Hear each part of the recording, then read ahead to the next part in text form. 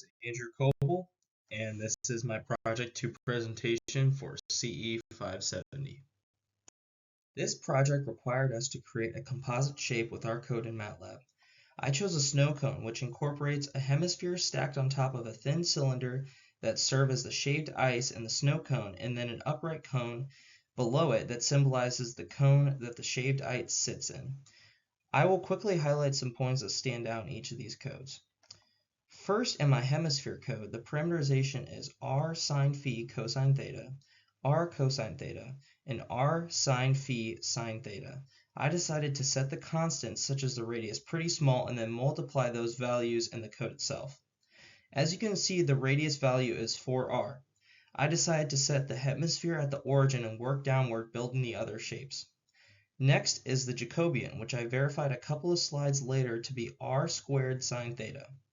The second shape is a cylinder and has a parameterization of r cosine t, r sine t, and z. I ran it from the height -h to 0 with a radius of 4r. After hand calculating, I got a Jacobian of r. The third shape is an upright cone and has a parameterization of z plus 10h over 9h times r cosine t, z plus 10h over 9h times r sine t, and z, with a radius of 3r and a height running from -10h to -h. I decided to get a little creative here and modified the cone's original parameterization quite a bit so I could see a defined difference between the two distinct radiuses. The Jacobian for the shape is z plus 10h over 9h squared times r. Shown here is the plotting of my three shapes successfully. My hemisphere and cylinder run from a radius of 4r and the cone with the radius of 3r to signify ice hanging off the cone. This slide labels each part of the cone individually. Part 1 is the hemisphere on top, Part 2 is the flat cylinder in between the two shapes, and Part 3 is the upright cone on the bottom with a different radius. I also placed the approximate volume calculation of my body for MATLAB in the bottom right-hand corner. I first began my calculations by parameterizing the hemispheric shape by hand. The three parameters for this body were r, phi, and theta. R represents the radius running from 0 to 2, phi represents the angle in the z-axis running from 0 to pi, and theta represents the angle in the xy plane and runs from 0 to pi.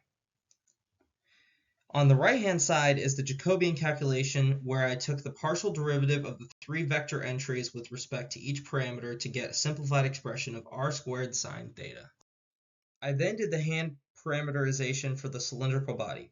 The three parameters were r, t or theta, and z. R represents the radius, again running from 0 to 2. Theta represents the angle in the xy plane carving out the cylinder running from 0 to 2 pi. And z was the height of the cylinder running from -0.5 to 0. This Jacobian was much simpler for this shape, as most of the zeros canceled out terms, resulting to a simplified expression of just the radius. I did the hand parameterization for the third body of an upright cone. The parameters are r, t, and z. Similar to the cylinder, r represents the radius running from 0 to 1.5, t or theta represents the revolution angle of the cone running from 0 to 2 pi, and z represents the height running from -5 to 0.5. The Jacobian was much more difficult to calculate with the giant z term, but I just factored it out for most of the calculation and got a simplified expression of z plus 10h over 9h squared times r. Finally, I verified the approximate volume that my code calculated. I took the Jacobian values found in the last couple of slides and triple integrated them to solve for their respective volumes. I then added them up and got a value of 33.641, which matches the volume calculated in the code of 33.6412.